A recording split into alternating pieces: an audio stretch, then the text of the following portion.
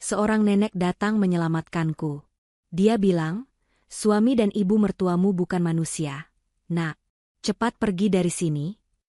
Dan apa yang kutemukan selanjutnya, membuktikan semuanya.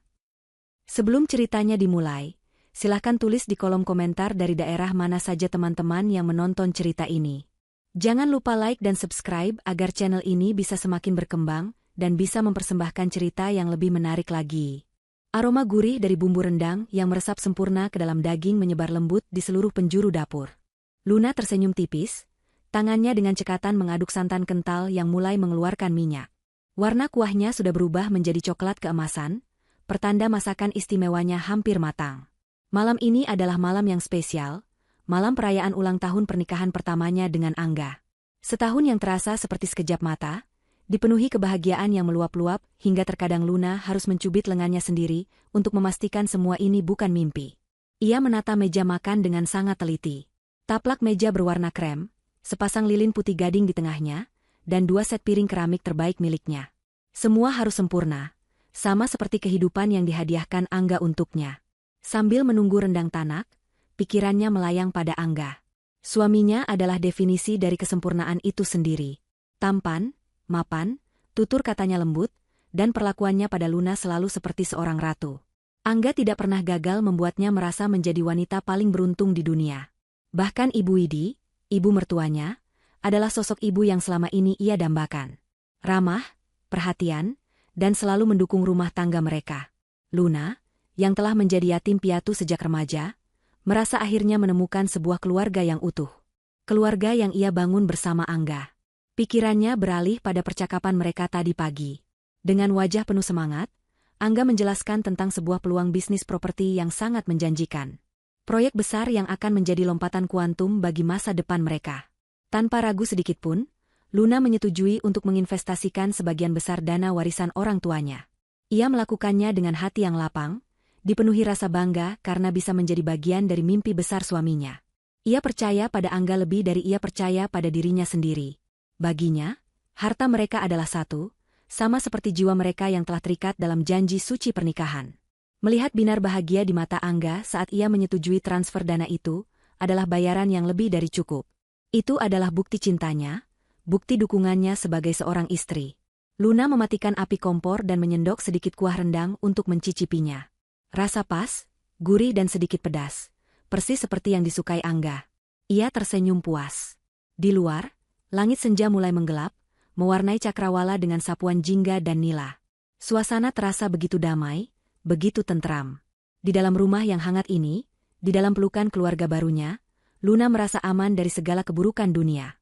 Ia sedang menyusun potongan buah di piring hidangan penutup, ketika sebuah suara derit pelan dari pintu belakang membuatnya menoleh. Ia pikir itu hanya angin yang meniup pintu dapur yang memang terkadang tidak tertutup rapat.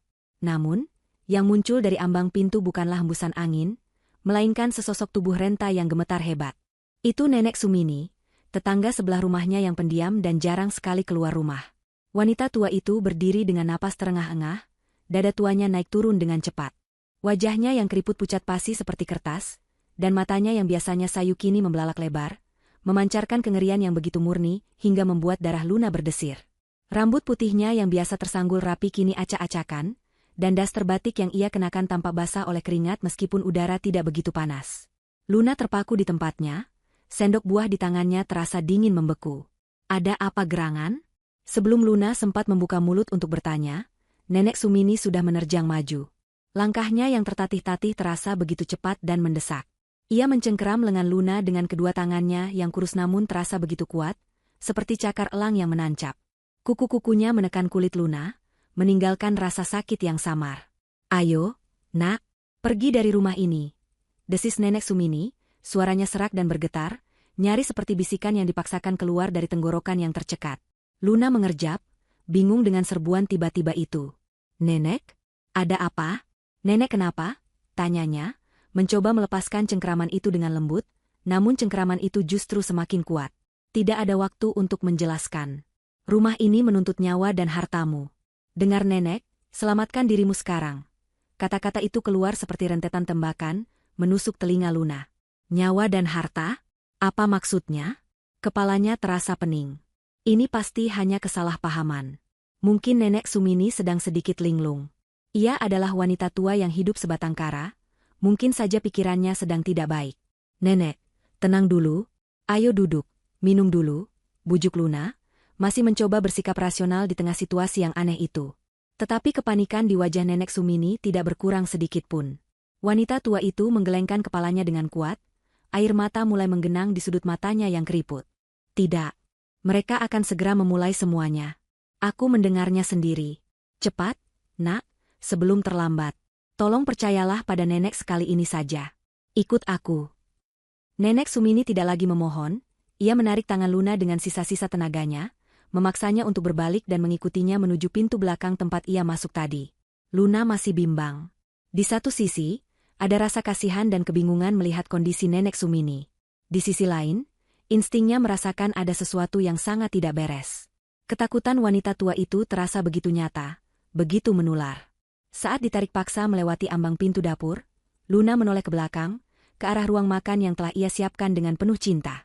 Melalui jendela besar yang menghadap ke taman belakang, ia bisa melihat ruang makan yang bermandikan cahaya temaram dari lilin. Di sana, ia melihat dua siluet yang sangat ia kenali. Angga dan Ibu Widi baru saja masuk ke ruangan itu. Namun, ada yang aneh. Mereka tidak terlihat panik atau bingung karena dirinya tidak ada di sana untuk menyambut mereka. Mereka tidak sedang tersenyum. Wajah mereka, yang hanya bisa ia lihat samar-samar dari kejauhan, tampak begitu dingin, kaku, dan penuh perhitungan. Mereka berdiri diam, menatap lurus ke arah pintu belakang tempat ia menghilang, seolah mereka tahu ia sedang ditarik pergi. Seolah kaburnya Luna hanyalah sebuah gangguan kecil dalam sebuah rencana besar yang telah mereka siapkan. Rumah yang tadinya terasa seperti surga yang hangat, dalam sekejap mata berubah menjadi sebuah sangkar emas yang menakutkan, dan dua orang yang paling ia cintai kini terlihat seperti dua sipir penjara berwajah asing. Dingin merayap di punggung Luna, lebih dingin dari lantai keramik yang kini ia pijak di luar rumahnya. Dengan jantung berdebar kencang, ia akhirnya berhenti melawan dan membiarkan Nenek Sumini menariknya lebih jauh ke dalam kegelapan malam. Nenek Sumini menarik Luna melintasi halaman belakang yang remang-remang, melewati batas pagar tanaman yang memisahkan kedua rumah mereka. Napas wanita tua itu masih memburu, namun langkahnya tidak goyah. Ia membawa Luna masuk ke dalam rumahnya melalui pintu samping yang tersembunyi di balik rimbunnya tanaman bougainville. Begitu mereka berdua berada di dalam, Nenek Sumini segera mengunci pintu itu, tidak hanya sekali, tetapi 3 kali. Suara selot-selot tua yang digerakkan terdengar menggema di dalam keheningan rumah yang terasa pengap.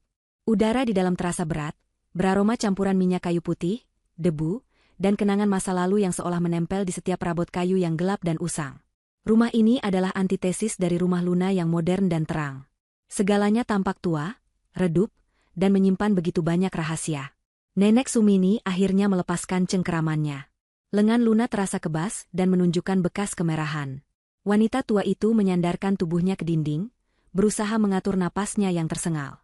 Luna berdiri di tengah ruangan yang remang-remang, jantungnya masih berdebar tak karuan. Pikirannya kacau. Ia mencoba mencerna semua yang baru saja terjadi. Kepanikan Nenek Sumini, kata-katanya yang aneh tentang nyawa dan harta, dan yang paling mengganggu, ekspresi dingin di wajah Angga dan Ibu Widi. "Nenek, sebenarnya ada apa? Tolong jelaskan padaku," pinta Luna, suaranya sedikit bergetar. Ia harus tahu. Ia butuh penjelasan yang masuk akal. Nenek Sumini menuntunnya untuk duduk di sebuah kursi goyang tua yang berderit. Ia sendiri duduk di hadapan Luna, di sebuah sofa yang kainnya sudah memudar. Setelah menyesap segelas air putih yang tangannya gemetar saat memegangnya, ia mulai bercerita. Nenek tidak sengaja mendengarnya. "Nak," mulainya dengan suara pelan. "Tadi sore, nenek sedang memangkas mawar di dekat pagar. Mereka tidak tahu nenek ada di sana. Suamimu, Angga, dan ibunya, mereka sedang berbicara di taman belakang rumahmu." Nenek Sumini berhenti sejenak, matanya menatap Luna dengan sorot penuh iba. Mereka membicarakan malam ini tentang penyempurnaan ritual. Mereka bilang, semua asetmu sudah hampir sepenuhnya beralih nama, dan malam ini adalah puncak dari segalanya. Mereka akan membuatmu tiada, lalu membuat cerita seolah kau pergi meninggalkan suamimu. Kepala Luna terasa berputar. Ritual? Aset beralih nama? Cerita itu terdengar seperti plot dalam sebuah film thriller murahan. Tidak mungkin. Ini Angga, suaminya yang lembut. Ini Ibu Widi, mertuanya yang baik hati. Tidak mungkin, Nek. Pasti ada salah paham. Angga tidak mungkin. Buka matamu, Nak. potong Nenek Sumini, nadanya sedikit meninggi, dipenuhi urgensi. Keserakahan bisa mengubah manusia menjadi iblis. Wanita tua itu kemudian berdiri dan berjalan tertatih ke sebuah lemari kayu jati di sudut ruangan.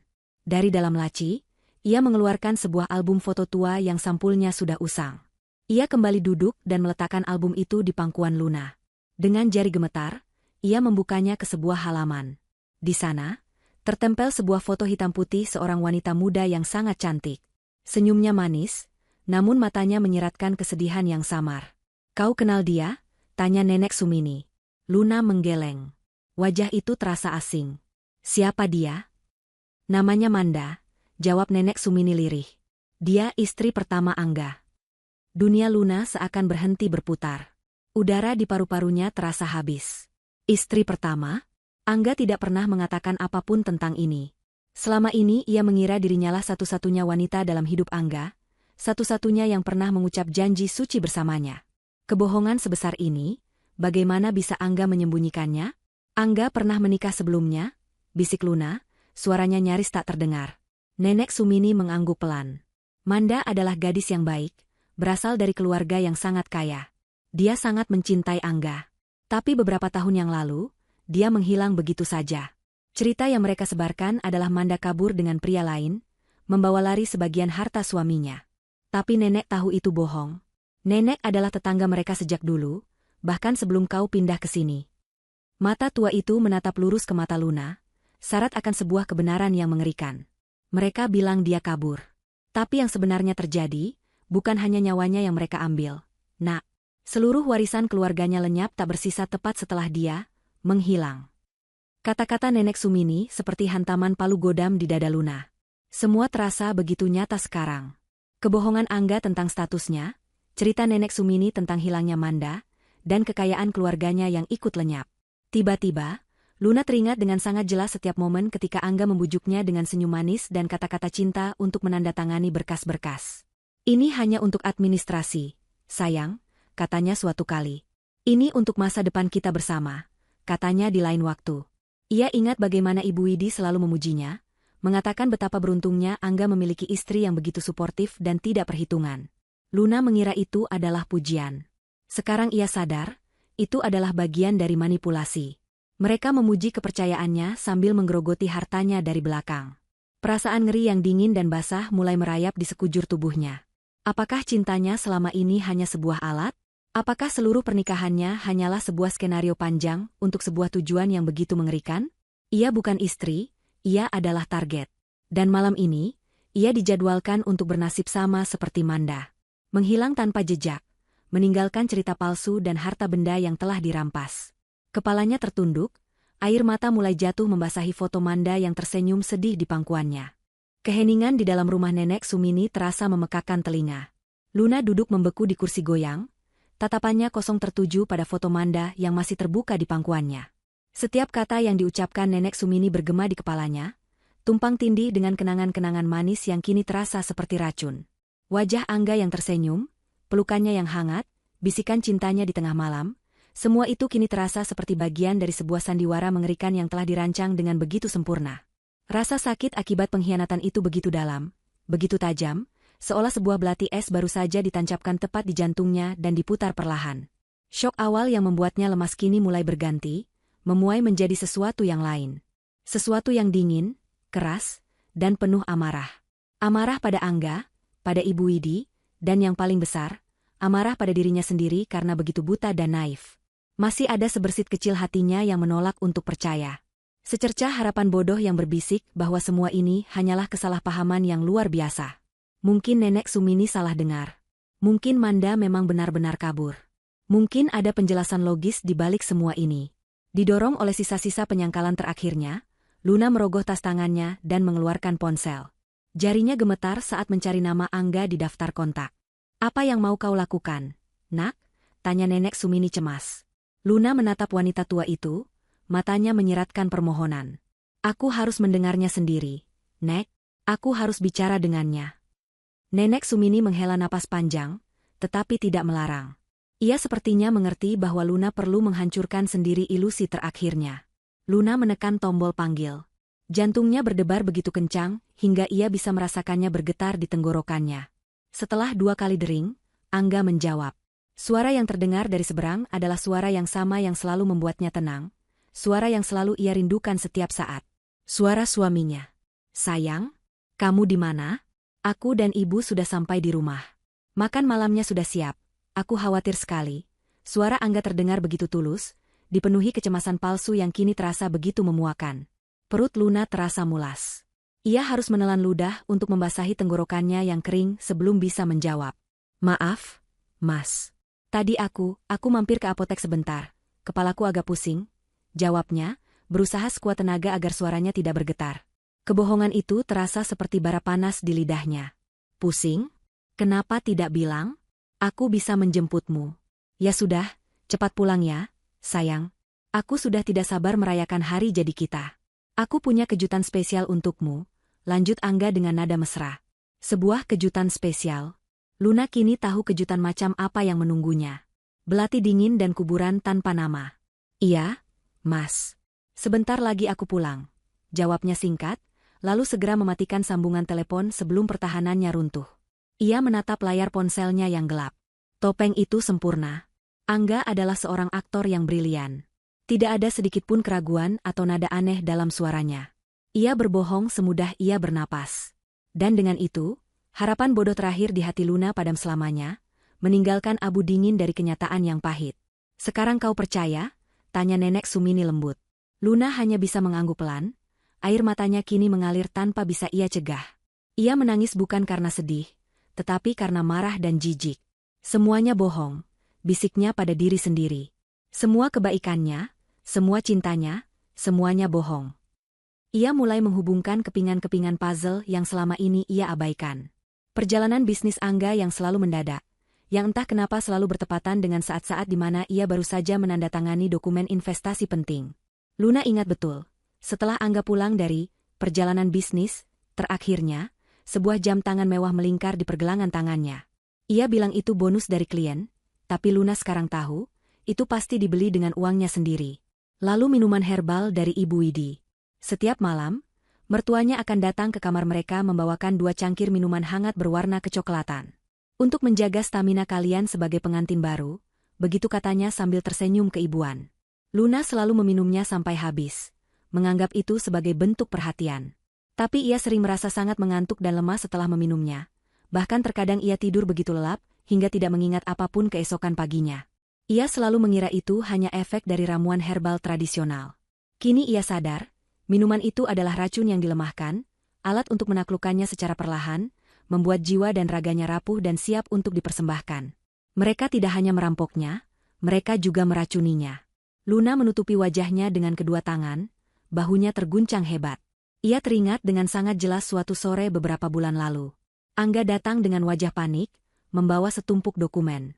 Katanya ada masalah mendesak dengan warisan ayahnya, dan ia butuh tanda tangan Luna sebagai istri untuk beberapa surat kuasa. Aku tidak mengerti isinya, Mas, kata Luna waktu itu. Angga tersenyum, senyum menenangkan yang selalu berhasil melucuti semua pertahanan Luna. Tidak usah dipikirkan, sayang, ini hanya formalitas hukum. Percaya padaku. Dan ia percaya. Ia menandatangani setiap lembar kertas tanpa membacanya, dibutakan oleh cinta dan kepercayaan. Betapa bodohnya dia. Nenek Sumini meletakkan tangannya yang keriput di bahu Luna. Jangan salahkan dirimu, nak. Mereka adalah serigala berbulu domba. Siapapun akan tertipu. Wanita tua itu kemudian berdiri. Kau harus melihat sendiri buktinya. Kau harus tahu seberapa dalam kebusukan mereka. Ia berjalan kembali ke lemari tua, kali ini mengambil sebuah kunci kuningan yang sudah berkarat. Ia menyerahkannya pada Luna. Ini kunci duplikat ke ruangan di lantai atas. Ruangan yang selalu mereka sebut sebagai gudang peninggalan almarhum ayah Angga. Jangan percaya. Itu adalah pusat dari semua kejahatan mereka. Ayah nenek yang membangun rumah itu puluhan tahun lalu, sebelum keluarga Angga membelinya. Ayah nenek membuat 2 kunci untuk setiap pintu. Luna menatap kunci di telapak tangannya. Kunci itu terasa berat, dingin, seolah memegang kunci menuju neraka. Haruskah ia kembali ke sana? Ke rumah yang kini terasa seperti sarang ular? Di dalam sana, lanjut Nenek Sumini, suaranya serius, mereka menyimpan segalanya. Aku pernah sekali mengintip saat mereka lupa menguncinya. Aku melihat sebuah kotak kayu, diukir dengan gambar naga. Aku yakin semua bukti yang kau butuhkan ada di dalam kotak itu. Bukan hanya tentang nyawa, tapi juga tentang uang. Mereka adalah jenis manusia yang selalu menyimpan catatan keserakahan mereka sebagai piala kemenangan. Sebuah suara mobil yang berhenti di depan rumah sebelah membuat mereka berdua tersentak. Dengan hati-hati, Nenek Sumini mematikan lampu dan mengisyaratkan Luna untuk mengikutinya ke jendela depan. Mereka mengintip dari celah tirai yang sudah usang. Di luar, di bawah cahaya lampu jalan yang redup, mobil Angga terparkir. Angga keluar dari kursi pengemudi, disusul oleh Ibu Widi dari kursi penumpang. Mereka tidak langsung masuk ke dalam rumah. Sebaliknya, Angga membuka bagasi belakang mobilnya. Luna menahan napas. Apa yang akan mereka lakukan? Dengan sedikit usaha, Angga dan Ibu Widi mengangkat sebuah benda berat dari dalam bagasi. Itu adalah sebuah brankas kecil berwarna hitam. Jantung Luna serasa berhenti berdetak. Ia mengenali brankas itu. Itu adalah brankas miliknya, tempat ia menyimpan semua sertifikat tanah warisan orang tuanya, beberapa perhiasan pusaka milik ibunya, dan dokumen-dokumen berharga lainnya. Pekan lalu, Angga menyarankannya untuk memindahkan brankas itu dari bank ke rumah dengan alasan keamanan. Lebih aman di rumah kita, sayang. Di bawah pengawasan kita langsung, katanya waktu itu. Dan sekarang, ia melihat dengan mata kepalanya sendiri, suami dan ibu mertuanya sedang membawa hartanya yang paling berharga itu masuk ke dalam rumah. Wajah mereka tidak menunjukkan ekspresi apapun selain fokus dan efisiensi, seperti dua orang perampok yang sedang mengamankan barang curian mereka. Tidak ada lagi senyum hangat, tidak ada lagi wajah keibuan. Yang ada hanya dua topeng dingin dari keserakahan murni. Semua keraguan terakhir di benak Luna lenyap tak bersisa. Ia harus kembali. Ia harus masuk ke ruangan itu dan menemukan kotak Pandora milik mereka. Malam semakin larut. Udara terasa dingin dan berat, seolah ikut merasakan ketegangan yang mencekik. Berbekal kunci kuningan dari Nenek Sumini dan tekad baja yang lahir dari amarah dan sakit hati, Luna bersiap untuk kembali ke rumahnya. Bukan lagi sebagai seorang istri yang pulang ke pelukan suaminya, tetapi sebagai seorang penyusup di wilayah musuh.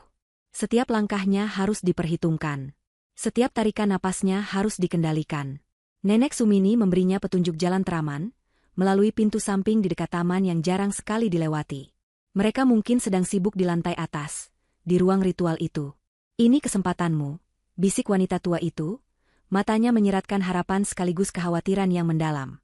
Luna bergerak dalam kegelapan, menyelinap di antara bayang-bayang pepohonan di tamannya sendiri. Taman yang dulu menjadi tempatnya bersantai sambil minum teh sore bersama Angga, kini terasa seperti medan perang yang penuh ranjau.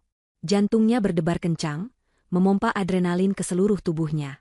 Ia sampai di depan pintu samping dan dengan tangan gemetar, memasukkan kunci kuningan itu ke lubang kunci. Terdengar bunyi klik yang pelan namun terasa begitu memekakan di tengah keheningan malam. Pintu terbuka tanpa suara. Luna menarik napas dalam-dalam, lalu melangkah masuk ke dalam rumahnya yang kini terasa begitu asing dan berbahaya. Suasana di dalam rumah begitu senyap. Lampu-lampu dimatikan, hanya menyisakan cahaya remang dari bulan yang menyusup melalui jendela. Ia melepas sepatunya agar tidak menimbulkan suara, dan mulai berjalan mengendap-endap menuju tangga. Setiap derit kecil dari lantai kayu di bawah kakinya terasa seperti ledakan di telinganya. Ia menaiki anak tangga satu persatu, tubuhnya menempel ke dinding, telinganya waspada menangkap setiap suara. Benar saja, dari arah ruangan di ujung koridor lantai 2, ia bisa mendengar sayup-sayup suara orang berbicara. Suara Angga dan Ibu Widi. Mereka ada di dalam ruangan terlarang itu. Kesempatan emas baginya. Tujuan Luna bukanlah ruangan itu, melainkan ruang kerja Angga yang terletak persis di sebelahnya. Menurut Nenek Sumini, ruangan terkutuk itu memiliki sebuah rahasia lain. Dengan hati-hati, ia masuk ke dalam ruang kerja Angga. Ruangan itu rapi seperti biasa, dengan rak buku tinggi menjulang dan meja kerja kayu yang kokoh. Namun, ia tidak peduli dengan semua itu.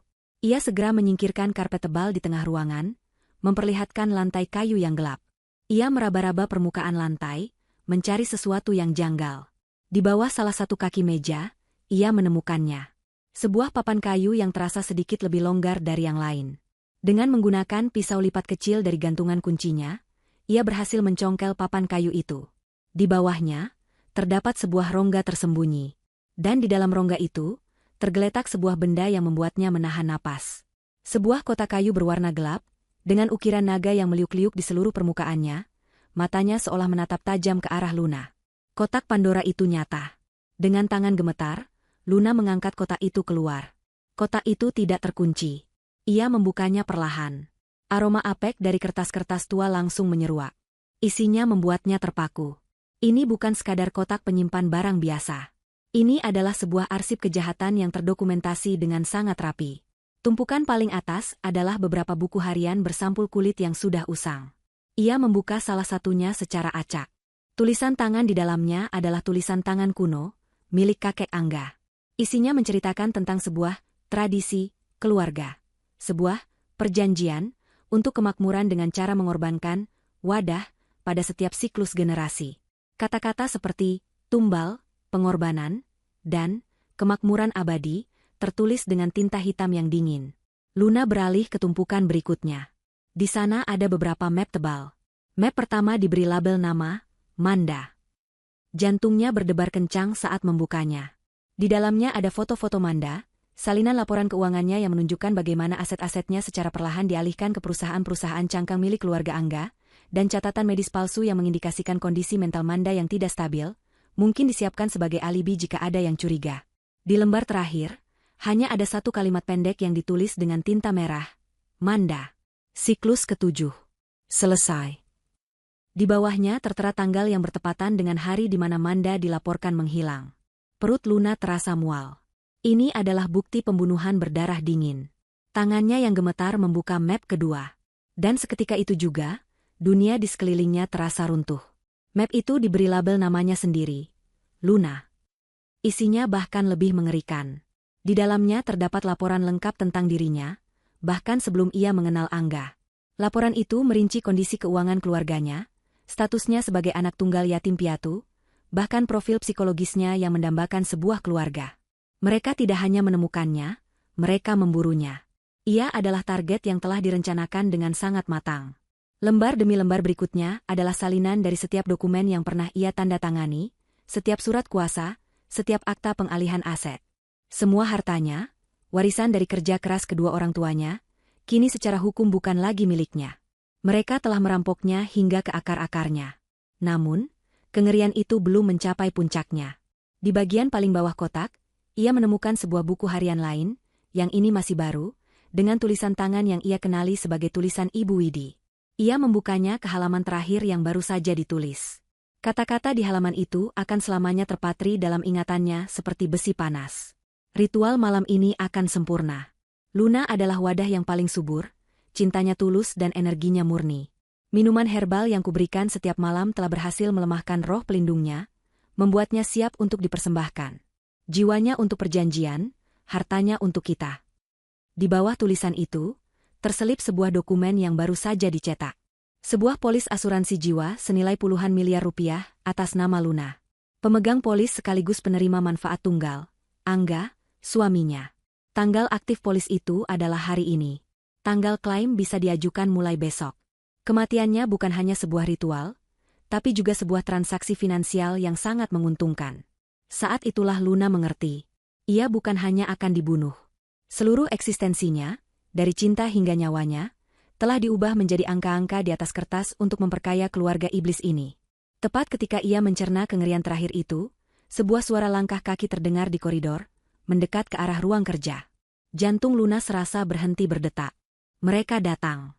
Suara langkah kaki itu berhenti tepat di depan pintu ruang kerja. Jantung Luna serasa melonjak ke tenggorokan dan berhenti berdetak di sana. Seluruh tubuhnya kaku, matanya terpaku pada kenop pintu berwarna keperakan. Di tangannya, ia masih mencengkeram lembaran polis asuransi jiwa dan halaman terakhir dari buku harian Ibu Widi. Kertas-kertas itu terasa seperti vonis mati yang tertulis. Tidak ada waktu untuk menyembunyikan kotak itu kembali. Tidak ada waktu untuk lari. Ia terjebak. Ia hanya bisa menahan napas, menunggu pintu itu terbuka dan takdirnya terungkap. Kenop pintu berputar pelan, tanpa suara. Pintu terbuka, menampakkan sesosok figur yang selama setahun ini selalu ia sambut dengan senyum dan pelukan hangat. Ibu Widi. Wanita itu berdiri di ambang pintu, matanya yang biasanya memancarkan kelembutan keibuan kini menatap lurus ke arah Luna. Tatapannya tidak menunjukkan keterkejutan, kemarahan, atau bahkan kepanikan. Yang ada hanyalah ketenangan yang dingin dan mengerikan, seolah ia memang sudah menduga akan menemukan Luna di sana, di tengah tumpukan bukti kejahatan mereka. Seolah ini semua adalah bagian dari rencananya.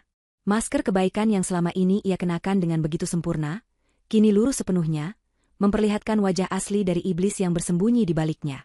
Hening menyelimuti ruangan selama beberapa detik yang terasa seperti keabadian. Mereka hanya saling tatap. Luna dengan napas tertahan dan mata membelalak ngeri, Ibu Widi dengan senyum tipis yang sama sekali tidak mencapai matanya. Senyum kemenangan yang kejam. Sudah puas melihat-lihat, menantu bodoh, suara Ibu Widi memecah keheningan. Suaranya tidak lagi terdengar ramah dan keibuan. Nada bicaranya datar, dingin, dan penuh dengan hinaan yang menusuk. Setiap kata yang keluar dari mulutnya adalah racun. Luna tidak bisa menjawab. Lidahnya terasa keluh, tubuhnya gemetar tak terkendali. Ia hanya bisa menatap wanita di hadapannya, wanita yang ia anggap sebagai ibu keduanya, yang kini menatapnya seperti seekor serangga yang siap untuk diinjak. Ibu Widi melangkah masuk ke dalam ruangan, menutup pintu di belakangnya dengan pelan. Ia berjalan mengitari meja kerja, matanya melirik sekilas ke arah kotak naga yang terbuka dan isinya yang berserakan. Aku akui, kau lebih pintar dari yang sebelumnya. Lanjutnya, nadanya terdengar seperti seorang guru yang sedang mengevaluasi muridnya. Manda bahkan tidak pernah curiga sampai saat-saat terakhirnya. Tapi kau punya insting. Sayang sekali, insting saja tidak cukup untuk menyelamatkanmu. Ia berhenti tepat di depan Luna, menatap rendah menantunya yang masih terduduk di lantai. Kau pikir kami memilihmu secara acak? Karena kau cantik? Atau karena kau baik hati? Ia tertawa pelan, suara tawa yang kering dan tanpa humor. Oh, betapa naifnya dirimu. Kami memilihmu karena profilmu sempurna. Yatim piatu, haus akan kasih sayang keluarga, dan yang terpenting, memiliki warisan yang cukup besar tanpa ada wali yang akan banyak bertanya. Kau adalah target yang ideal. Setiap kalimatnya adalah sebuah tamparan keras bagi Luna. Sakitnya melebihi sakit fisik manapun.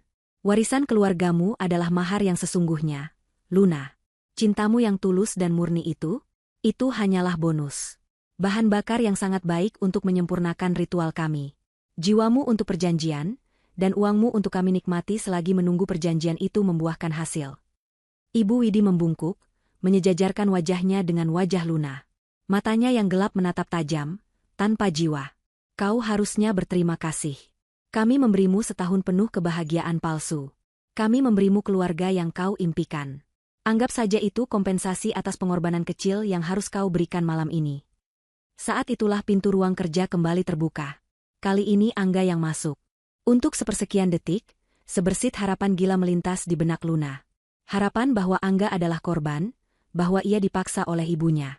Tapi harapan itu langsung hancur berkeping-keping saat ia melihat ekspresi di wajah suaminya. Wajah Angga sama dinginnya dengan wajah ibunya. Tidak ada cinta, tidak ada penyesalan, tidak ada konflik batin. Yang ada hanya tatapan kosong seorang eksekutor yang siap menjalankan tugasnya. Ia bahkan tidak melirik ke arah Luna yang terduduk putus asa di lantai. Pandangannya lurus tertuju pada ibunya. Semua sudah siap, Bu, kata Angga, suaranya datar dan tanpa emosi. Kata, Bu, yang biasanya terdengar penuh hormat, kini terdengar seperti laporan seorang prajurit kepada komandannya. Mereka adalah sebuah tim, sebuah unit kejahatan yang solid, dan Luna hanyalah mangsa mereka. Angga akhirnya menoleh ke arah Luna, tatapannya dingin dan menusuk. Ia berjalan mendekat dan berjongkok di hadapan istrinya. Ia mengulurkan tangannya, bukan untuk membantu Luna berdiri, melainkan untuk mengambil paksa lembaran polis asuransi dari genggaman Luna yang melemah. Terima kasih atas semua yang sudah kau berikan pada kami, Luna, katanya pelan, suaranya terdengar seperti desisan ular. Baik cinta maupun uangmu. Semuanya sangat kami hargai. Pengkhianatan itu kini terasa begitu mutlak, begitu total. Pria yang tidur seranjang dengannya, pria yang ia cintai dengan segenap jiwa, ternyata adalah monster berdarah dingin yang telah merencanakan kematiannya sejak awal. Rasa sakit di hati Luna begitu hebat, hingga ia tidak bisa lagi merasakan apa-apa. Mati rasa. Ibu Widi tersenyum puas. Lihat, semuanya berjalan sesuai rencana. Ia menepuk pundak putranya. Ayo kita selesaikan ini. Malam semakin larut, dan bulan purnama tidak akan menunggu. Ia kemudian menatap Luna dengan tatapan merendahkan. Jangan khawatir, katanya dengan nada mengejek yang manis. Setelah kau tiada, kami akan menggunakan sebagian kecil dari hartamu untuk beramal atas namamu. Kau akan dikenang oleh semua orang sebagai istri yang baik hati dan dermawan, yang meninggal secara tragis dalam sebuah kecelakaan. Sungguh akhir yang indah, bukan? Hinaan terakhir itu berhasil menembus lapisan mati rasa di hati Luna, menyulut sebuah api amarah yang membara. Amarah itulah yang memberinya kekuatan saat Angga dan Ibu Widi mencengkeram lengannya dengan kasar, menariknya berdiri, dan mulai menyeretnya keluar dari ruang kerja. Bukan menuju pintu keluar untuk kebebasan, melainkan menuju ruangan di ujung koridor. Menuju altarnya. Menuju akhir hidupnya. Tubuh Luna dihempaskan dengan kasar ke lantai yang dingin di dalam ruangan terkutuk itu. Pintu di belakangnya ditutup dan dikunci, suara selotnya terdengar seperti ketukan palu hakim yang menjatuhkan vonis. Ruangan itu terasa pengap, dipenuhi aroma dupa murahan yang bercampur dengan bau anyir yang samar, seperti bau darah yang sudah mengering. Di bawah cahaya remang dari beberapa lilin hitam yang menyala, Luna bisa melihat dengan jelas kengerian di sekelilingnya. Dindingnya dicat dengan simbol-simbol aneh yang tidak ia mengerti. Di tengah ruangan, berdiri sebuah altar batu yang puncaknya sedikit cekung dan bernoda gelap. Di atas altar itu, tergeletak sebilah belati kuno dengan gagang berukir. Ini nyata. Semua cerita Nenek Sumini, semua tulisan di buku harian itu, semuanya nyata. Angga dan Ibu Widi mengikat tangan dan kakinya ke sebuah kursi kayu yang kokoh. Mereka bekerja dalam diam, dengan efisiensi yang terlatih. Tidak ada lagi percakapan, tidak ada lagi ejekan. Yang ada hanya fokus dingin untuk menyelesaikan pekerjaan mereka. Keputusasaan sempat mengancam untuk menelan Luna sepenuhnya. Ia akan mati di sini, seperti Manda. Dilupakan, dengan nama baik yang dicemarkan, sementara para pembunuhnya hidup dalam kemewahan dengan hartanya. Namun, saat Angga mengencangkan ikatan terakhir di pergelangan tangannya, tatapan dingin suaminya itu bertemu dengan matanya. Dan di sana, di dalam sorot mata Angga yang kosong, Luna tidak lagi melihat pria yang ia cintai. Ia melihat seorang pengecut. Seorang monster. Dan api amarah yang tadi sempat menyala, kini berkobar menjadi neraka. Ia tidak akan mati sebagai korban yang pasrah. Jika ia harus mati malam ini, ia akan mati sambil berjuang. Sementara itu, di rumah sebelah, Nenek Sumini berjalan mondar-mandir di ruang tamunya yang sempit. Kecemasan menggerogoti hatinya seperti rayap. Sudah hampir 1 jam sejak Luna menyelinap kembali ke rumahnya, dan gadis itu belum juga kembali. Firasat buruk menyelimuti wanita tua itu. Ia tahu keluarga Widi itu kejam, tapi ia tidak menyangka mereka akan bertindak secepat ini. Setiap menit yang berlalu terasa seperti 1 jam. Nenek Sumini bukanlah sekadar tetangga yang usil. Ia memiliki alasan pribadi yang membuatnya mengawasi keluarga itu selama bertahun-tahun. Manda, korban pertama Angga, adalah cucu dari sepupunya. Seorang gadis lugu yang ia lihat tumbuh besar. Ketika Manda menghilang dan polisi menutup kasusnya begitu saja, Nenek Sumini tahu ada yang tidak beres. Ia bersumpah pada dirinya sendiri, suatu hari nanti, ia akan menemukan keadilan untuk Manda.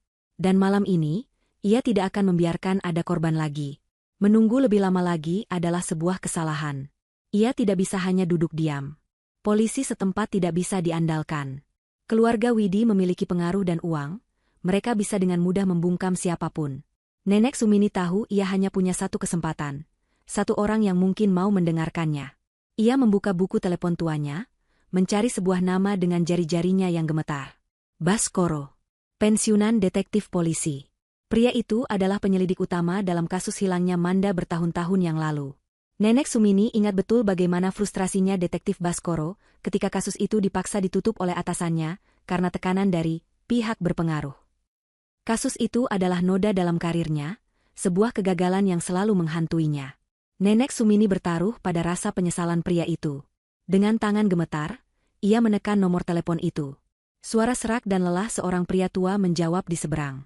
Nenek Sumini tidak membuang waktu. Pak Baskoro, ini Sumini, tetangga Manda, katanya cepat. Keluarga Widi akan melakukannya lagi. Malam ini, ada korban baru di dalam rumah itu sekarang. Namanya Luna. Kali ini saya punya bukti, Pak. Bukan hanya soal pembunuhan, tapi juga penipuan besar-besaran. Di dalam ruang ritual, Luna mengedarkan pandangannya dengan panik, mencari celah, mencari apapun yang bisa menjadi harapan. Angga dan ibunya sedang sibuk di depan altar, mempersiapkan ramuan dalam sebuah cawan. Mereka membelakanginya. Inilah kesempatannya. Matanya tertuju pada lantai kayu di dekat dinding. Ia teringat cerita Nenek Sumini, bahwa ayahnya yang membangun rumah ini. Mungkin ada sesuatu, sebuah cacat dalam konstruksi, sebuah jalan rahasia. Pandangannya kemudian menangkap sesuatu yang janggal. Sebuah lubang ventilasi udara kecil dari kuningan, tepat di dekat lantai, sebagian tertutup oleh lemari kecil. Lubang itu tampak tua dan mungkin sudah tidak berfungsi. Tapi itu adalah sebuah lubang. Sebuah koneksi ke dunia luar. Dengan sekuat tenaga, Luna mulai menggoyangkan kursinya, sedikit demi sedikit, tanpa menimbulkan suara. Ia harus mendekati dinding itu. Keringat membasahi pelipisnya. Ikatan di tangannya terlalu kuat, tetapi kakinya masih memiliki sedikit ruang gerak. Beberapa senti demi beberapa senti, ia berhasil menggeser kursinya mendekati lubang ventilasi itu. Ia tidak bisa membukanya. Tapi ia bisa mengirim sinyal. Dengan gerakan cepat saat Angga dan Ibu Widi sedang khusyuk membaca mantra, ia merobek secuil kain dari ujung gaunnya dengan giginya. Robekan itu kecil, tapi cukup. Lalu ia melepaskan salah satu anting berlian kecil dari telinganya. Anting hadiah ulang tahun dari almarhum ayahnya. Benda itu adalah satu-satunya harta berharga miliknya yang tersisa. Dengan menahan napas, ia menjatuhkan sobekan kain dan anting itu ke dalam celah kecil di kisi-kisi ventilasi. Ia mendengar suara, tik, pelan saat benda itu jatuh ke dalam saluran pipa di baliknya. Ia tidak tahu kemana saluran itu bermuara. Ia tidak tahu apakah ada yang akan menemukannya. Itu adalah sebuah tindakan putus asa, sebuah lemparan dadu terakhir. Tapi itu adalah sebuah tindakan. Sebuah perlawanan. Di tengah ruang penyembelihan itu, di bawah tatapan para iblis, Luna telah mengirimkan pesannya ke dunia luar. Sebuah bisikan minta tolong yang dibawa oleh sepotong kain dan sebutir harapan. Malam yang tadinya sunyi kini terasa berat, terisi dengan antisipasi yang mencekam. Di sebuah jalan kecil yang gelap beberapa blok dari rumah Luna, sebuah mobil sedan tua berhenti tanpa menyalakan lampu. Di dalamnya, Pak Baskoro, pensiunan detektif itu, menatap tajam ke arah rumah di kejauhan. Wajahnya yang dipenuhi guratan pengalaman tampak keras di bawah cahaya remang dashboard mobil. Telepon dari Nenek Sumini telah menyalakan kembali api di dalam dirinya, api keadilan yang ia kira sudah lama padam. Kasus Manda bukan sekadar noda dalam karirnya, itu adalah sebuah luka yang tak pernah sembuh, sebuah pengingat akan sistem yang terkadang gagal melindungi yang lemah. Malam ini adalah kesempatannya untuk menebus kegagalan itu.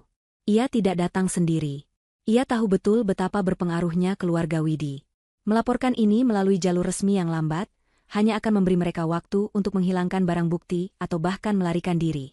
Ia butuh tim kecil yang bisa ia percaya, yang bergerak cepat dan efisien. Di sampingnya duduk Inspektur Rian, seorang perwira muda yang cerdas dan berintegritas, anak didiknya dulu. Di kursi belakang, Bribka Jody, seorang bintara yang tegap dan cekatan, mengamati keadaan dengan waspada. Mereka adalah orang-orang terbaik yang ia kenal, polisi-polisi lurus yang tidak bisa dibeli dengan uang. Pak Baskoro telah menjelaskan situasinya dengan cepat dan lugas.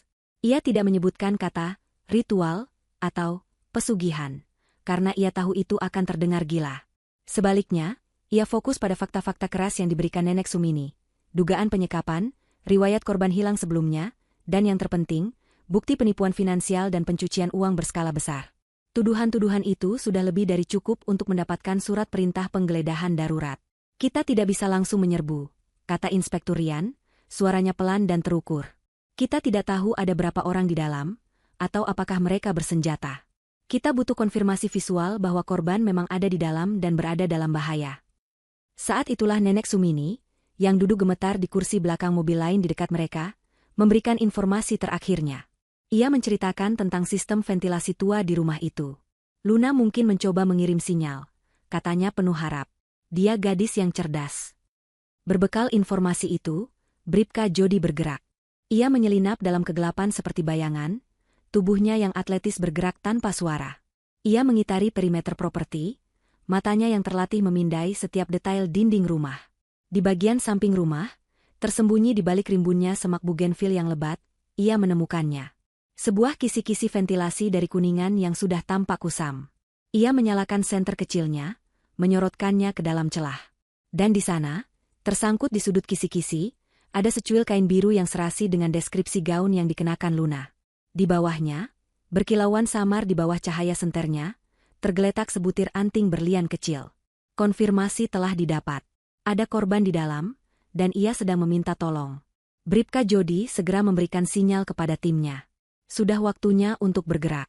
Di dalam ruang ritual, udara terasa semakin dingin dan berat. Ibu Widi telah selesai dengan persiapan awalnya. Ia berdiri di depan altar seperti seorang pendeta agung kegelapan, suaranya yang rendah dan monoton melantunkan mantra-mantra dalam bahasa aneh dari buku harian tua yang terbuka di hadapannya. Angga bergerak di sekelilingnya seperti seorang asisten yang patuh. Ia menyalakan dupa-dupa baru yang mengeluarkan asap berbau aneh, campuran antara cendana dan sesuatu yang amis. Wajahnya benar-benar kosong, matanya sayu dan terhipnotis oleh prosesi itu. Ia bukan lagi Angga yang Luna kenal. Ia adalah perpanjangan tangan dari kehendak ibunya, sebuah pion yang telah dicuci otaknya seumur hidup demi tradisi mengerikan ini. Luna, yang masih terikat di kursi, hanya bisa menyaksikan semua itu dengan jantung yang berdebar ngeri. Setiap detik yang berlalu terasa seperti 1 jam, menggerus sisa-sisa harapannya. Ia berdoa dalam hati, berharap sinyal kecilnya ditemukan, berharap Nenek Sumini berhasil mendapatkan bantuan. Tapi saat ia melihat Ibu Widi mengambil cawan keramik dari atas altar, keputusasaan kembali mencengkeramnya. Sudah waktunya, kata Ibu Widi, suaranya menggema di ruangan itu. Angga berjalan ke arah Luna, membuka ikatan di kakinya. Ia kemudian menarik Luna dengan kasar, menyeretnya dari kursi menuju altar batu di tengah ruangan. Lantai batu itu terasa dingin menusuk telapak kakinya yang telanjang.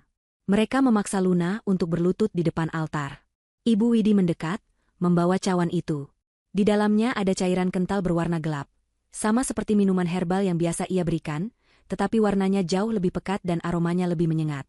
Minumlah, perintah Ibu Widi, menyodorkan cawan itu ke bibir Luna. Luna memalingkan wajahnya sekuat tenaga.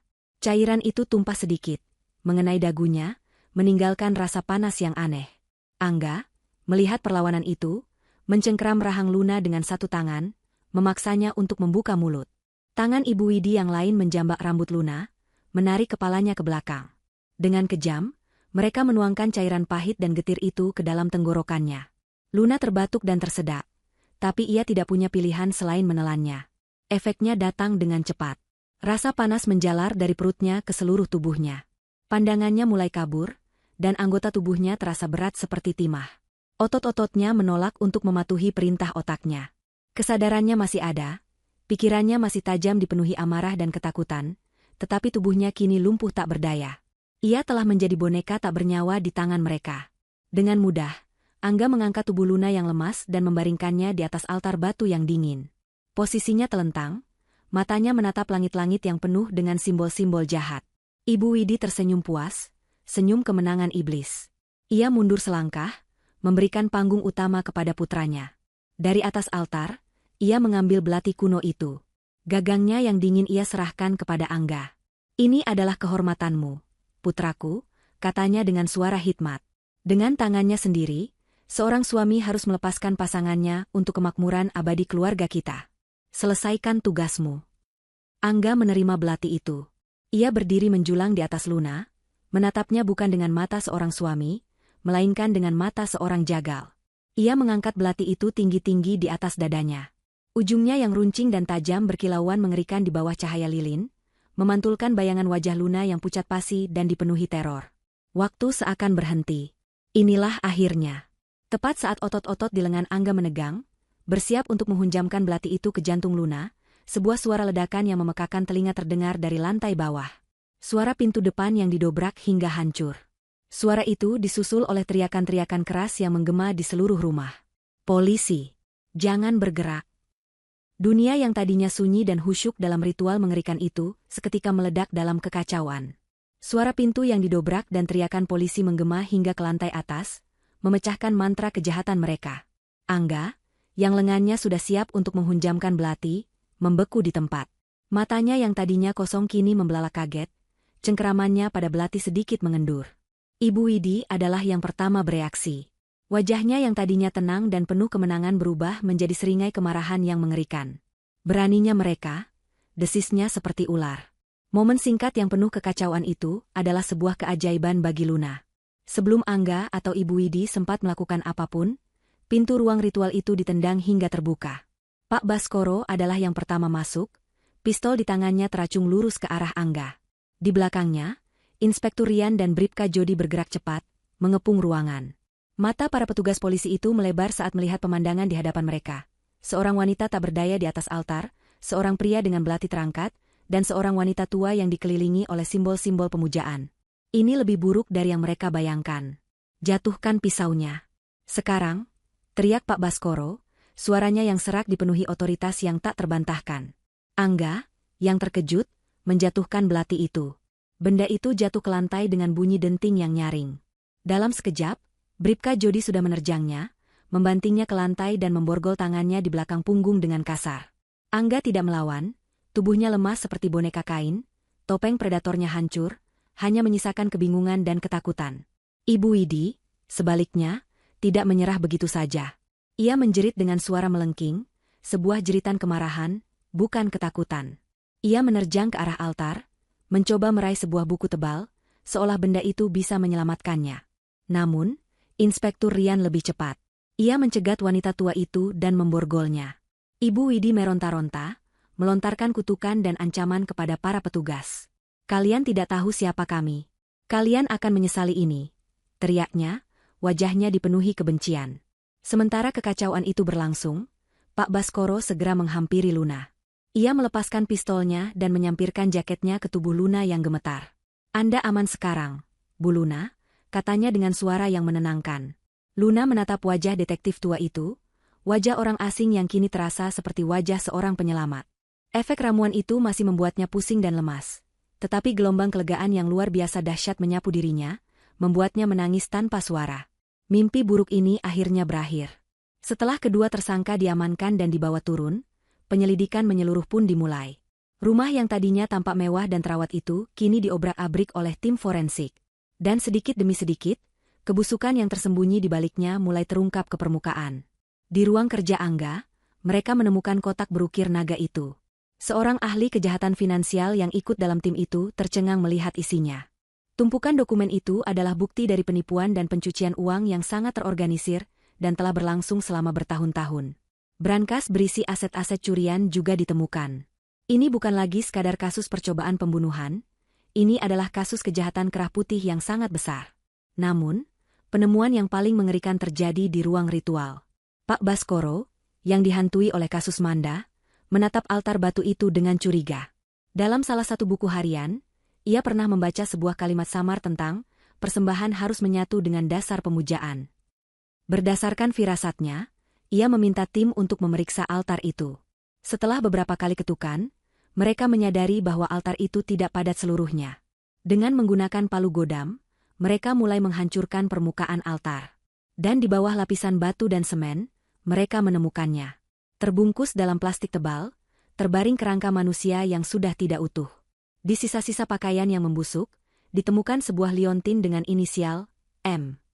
Tulang belulang Manda akhirnya ditemukan. Misteri hilangnya istri pertama Angga telah terpecahkan dengan cara yang paling mengerikan. Beberapa jam kemudian, di kantor polisi yang terang benderang, kontras dengan suasana gelap di rumah itu, proses interogasi dimulai. Ibu Widi duduk di ruang interogasi dengan angkuh. Ia menolak untuk berbicara, hanya menatap para penyidik dengan sorot mata penuh penghinaan.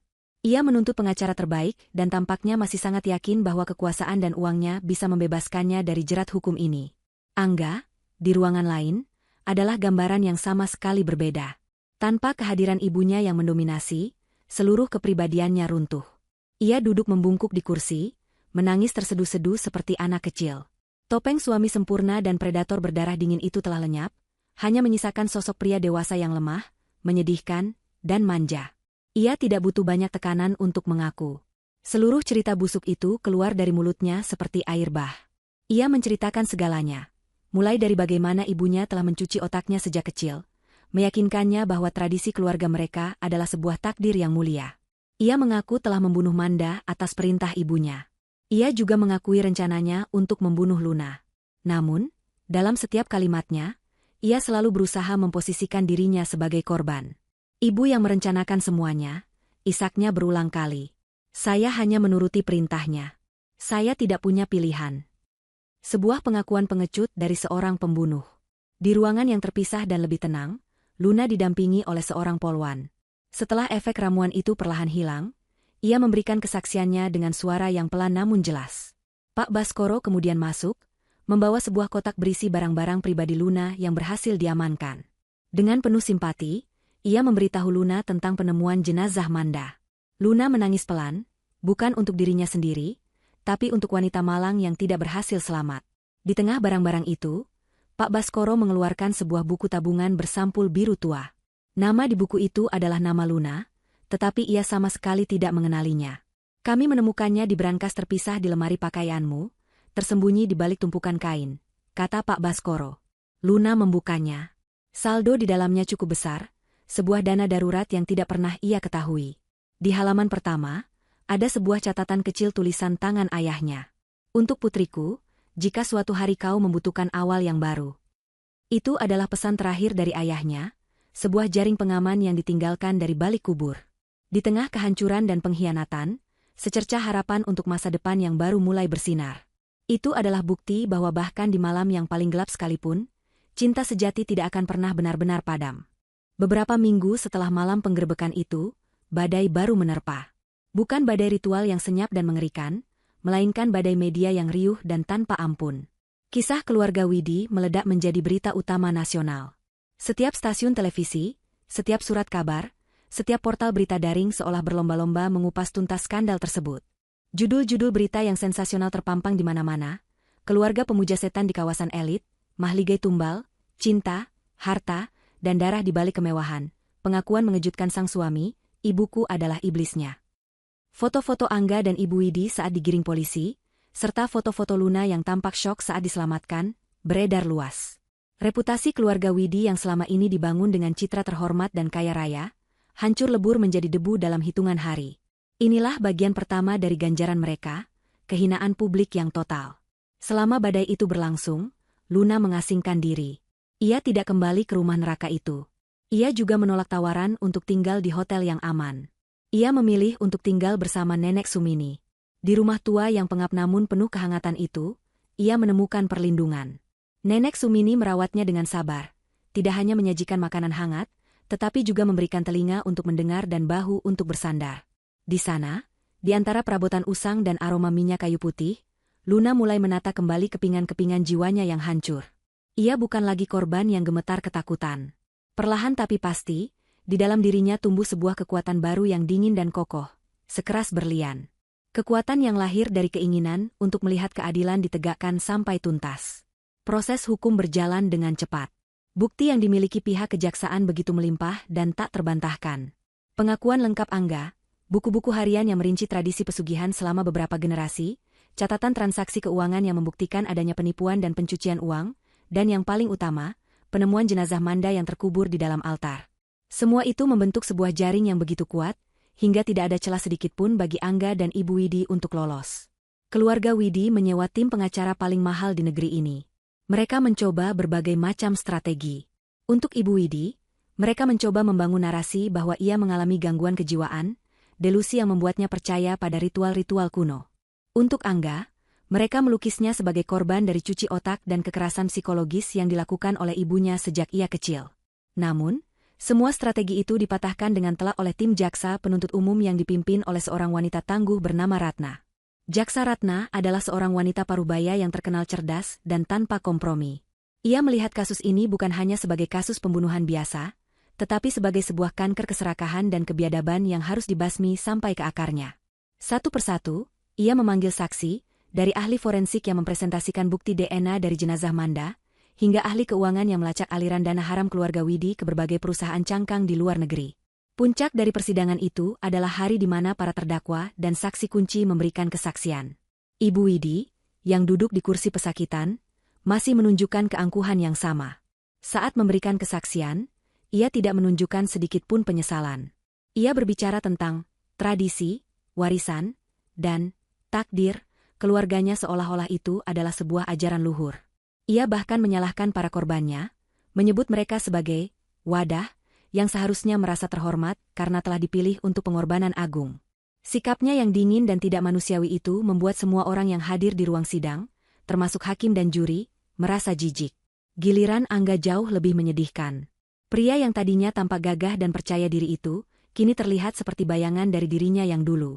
Ia kurus, pucat, dan matanya selalu tampak ketakutan. Di atas mimbar, ia menangis terseduh-seduh, menceritakan bagaimana ibunya telah membentuknya menjadi monster. Ia mencoba mengundang simpati, melukiskan dirinya sebagai korban yang tak berdaya.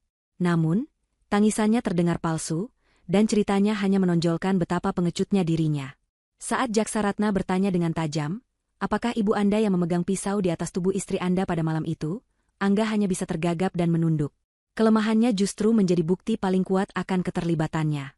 Kemudian, tiba giliran Luna. Saat namanya dipanggil, seisi ruang sidang terdiam. Semua mata tertuju padanya. Ia berjalan menuju mimbar saksi dengan langkah yang tenang dan mantap. Ia tidak lagi terlihat seperti korban yang rapuh. Ia mengenakan blus sederhana berwarna putih, wajahnya tampak tenang, dan matanya memancarkan ketegasan yang dingin. Selama berjam-jam, ia memberikan kesaksian. Dengan suara yang jelas dan tanpa getar, ia menceritakan semuanya. Ia menceritakan bagaimana ia bertemu Angga, bagaimana ia jatuh cinta pada topengnya, bagaimana ia perlahan-lahan dimanipulasi secara finansial dan emosional. Ia menceritakan dengan detail setiap kebohongan, setiap dokumen yang ia tanda tangani, hingga malah mengerikan di ruang ritual itu. Ia tidak menangis. Ia menyajikan fakta dengan kejernihan yang luar biasa, membuat setiap orang di ruangan itu bisa merasakan kengerian yang ia alami. Tim pengacara Widi mencoba menyerangnya, menuduhnya hanya mengincar harta, bahkan mencoba menyiratkan bahwa ia memiliki hubungan dengan pria lain. Tapi Luna tidak goyah. Ia menjawab setiap pertanyaan dengan bukti dan logika yang tak terbantahkan. Kesaksiannya adalah paku terakhir di peti mati Angga dan Ibu Widi. Akhirnya, hari pembacaan vonis pun tiba. Ruang sidang penuh sesak. Hakim ketua membacakan pertimbangannya selama hampir 2 jam, menguraikan setiap bukti dan setiap kesaksian. Jantung Luna berdebar, tetapi ia tetap tenang. Ia harus mendengar ini sampai akhir. Hakim akhirnya sampai pada kesimpulan. Dengan ini, majelis hakim menyatakan terdakwa, Widi Astuti dan Anggara Putra, terbukti secara sah dan meyakinkan bersalah melakukan tindak pidana pembunuhan berencana, persekongkolan jahat, penipuan, dan pencucian uang. Palu diketuk 3 kali, suaranya menggema seperti lonceng kematian. Saat itu, topeng keangkuhan Ibu Widi akhirnya retak. Matanya membelalak tak percaya, disusul oleh teriakan histeris penuh amarah. Angga, di sampingnya, ambruk di kursinya, menangis tanpa suara. Hakim melanjutkan dengan pembacaan hukuman. Menjatuhkan hukuman kepada terdakwa Widi Astuti dengan pidana mati. Seisi ruangan terkesiap. Dan menjatuhkan hukuman kepada terdakwa Anggara Putra dengan pidana penjara seumur hidup. Palu diketuk sekali lagi. Ganjaran yang setimpal telah dijatuhkan. Tidak hanya itu, hakim juga memutuskan bahwa seluruh aset kekayaan milik keluarga Widi yang terbukti berasal dari hasil kejahatan, disita sepenuhnya oleh negara. Kerajaan mereka, warisan yang mereka bangun di atas darah dan air mata, kini musnah tak bersisa. Saat petugas membawa Ibu Widi dan Angga keluar dari ruang sidang, Luna menatap mereka untuk terakhir kalinya. Tidak ada lagi rasa takut, yang ada hanya rasa lega yang amat sangat. Keadilan telah ditegakkan. Saat berjalan keluar dari gedung pengadilan, Luna langsung dikerumuni oleh wartawan. Kilatan lampu kamera menyilaukan matanya. Dulu, ia pasti akan lari dan bersembunyi. Tapi tidak lagi. Ia berhenti, menatap lurus ke arah kamera dan kerumunan. Dengan suara yang kuat dan jelas, ia memberikan pernyataan singkat. Hari ini, keadilan bukan hanya untuk saya atau untuk Manda. Ini adalah kemenangan bagi semua orang yang pernah menjadi korban dari manipulasi dan keserakahan.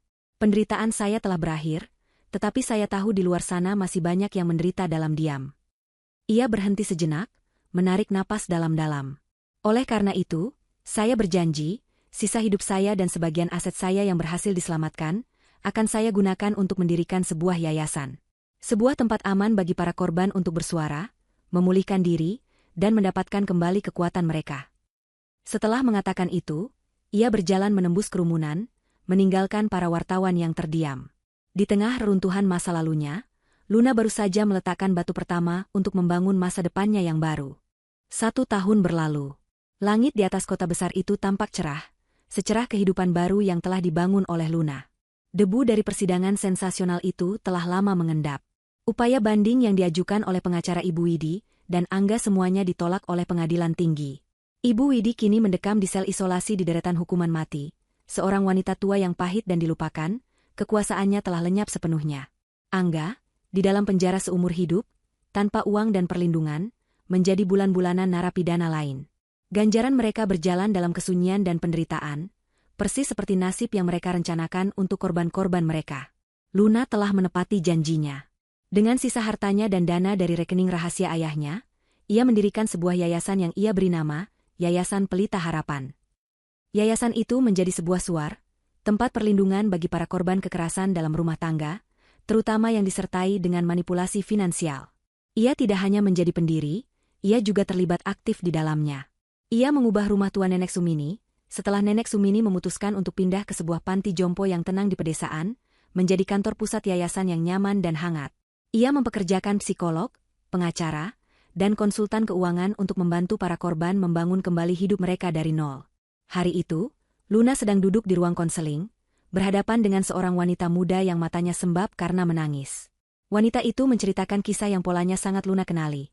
Seorang suami yang tampak sempurna, cinta yang membabi buta, dan permintaan-permintaan, investasi, yang perlahan tapi pasti menguras habis tabungannya. Luna mendengarkan dengan penuh empati. Ia tidak lagi merasakan getaran trauma saat mendengar cerita itu. Sebaliknya, ia merasakan sebuah kekuatan. Ia bisa melihat dirinya di dalam diri wanita itu, dan ia tahu persis apa yang harus dikatakan. Kau tidak bodoh, kata Luna lembut, tangannya menggenggam tangan wanita itu. Kau hanya tulus. Dan ketulusanmu dimanfaatkan oleh seorang predator. Tapi sekarang kau ada di sini. Kau sudah mengambil langkah pertama. Dan kami akan membantumu mengambil langkah-langkah selanjutnya. Kau tidak sendirian. Melihat secercah harapan kembali menyala di mata wanita itu, adalah kepuasan yang tidak bisa dibeli dengan uang sebanyak apapun. Ia telah mengubah racun yang nyaris membunuhnya menjadi penawar bagi orang lain. Sebelum yayasan itu resmi berdiri, Luna sempat melakukan satu hal untuk menutup masa lalunya sepenuhnya. Ia kembali ke rumah terkutuk itu untuk terakhir kalinya. Rumah itu telah disita oleh negara dan akan segera dilelang. Ia berjalan sendirian melewati setiap ruangan yang kosong. Ruang tamu tempat ia dulu tertawa bersama Angga, dapur tempat ia memasak dengan penuh cinta, bahkan ia memberanikan diri untuk berdiri di ambang pintu ruang ritual yang kini kosong melompong dan telah dibersihkan. Anehnya, ia tidak merasakan apa-apa. Tidak ada ketakutan, tidak ada kesedihan, tidak ada kemarahan. Ruangan-ruangan itu hanyalah ruang kosong, sebuah panggung di mana sebuah drama mengerikan pernah dipentaskan. Drama yang tokoh utamanya bukan lagi dirinya. Ia telah keluar dari pertunjukan itu. Ia meninggalkan rumah itu tanpa menoleh ke belakang, selamanya. Kini, setahun kemudian, hidupnya terasa begitu penuh. Pagi itu adalah hari Sabtu yang cerah. Luna baru saja menyelesaikan sesi yoganya di balkon apartemen barunya yang sederhana namun nyaman. Apartemen itu terletak di pusat kota, dengan pemandangan gedung-gedung yang menjulang dan hiruk-pikuk kehidupan. Ia membuat secangkir kopi panas dan kembali ke balkon, menghirup udara pagi yang segar. Teleponnya berdering. Itu adalah Jaksa Ratna. Mereka telah menjadi teman baik sejak persidangan. Bagaimana kabarmu, pejuang? Sapa suara hangat di seberang. Aku baik, Bu Jaksa. Sangat baik, jawab Luna, senyum tulus terukir di wajahnya. Mereka mengobrol sebentar, bertukar kabar tentang pekerjaan dan kehidupan. Setelah menutup telepon, Luna kembali menatap pemandangan kota. Ia tidak lagi merasa kesepian. Hidupnya diisi oleh pekerjaan yang berarti di yayasan, oleh teman-teman baru yang tulus, dan oleh kedamaian yang ia ciptakan sendiri. Ia tidak sedang menjalin hubungan romantis dengan siapapun. Ia tidak membutuhkannya. Ia sedang belajar untuk mencintai dirinya sendiri, untuk membangun kebahagiaan dari dalam. Ia teringat pada Angga dan Ibu Widi, bukan dengan benci, tetapi dengan rasa kasihan yang dingin. Mereka menghabiskan seluruh hidup mereka mengejar kekayaan materi, mengorbankan jiwa mereka sendiri dalam prosesnya. Dan pada akhirnya, mereka tidak memiliki apa-apa. Sementara dirinya, ia telah kehilangan hampir semua hartanya, tetapi ia justru menemukan kekayaan yang jauh lebih besar, tujuan hidup, kekuatan diri, dan kebebasan. Matahari pagi mulai naik lebih tinggi, sinarnya yang keemasan menyapu wajahnya, terasa hangat dan penuh harapan. Fajar yang baru telah benar-benar tiba untuknya. Luka-luka dari masa lalu itu akan selalu menjadi bagian dari dirinya, seperti bekas luka yang tidak akan pernah hilang sepenuhnya. Tapi luka-luka itu tidak lagi terasa sakit.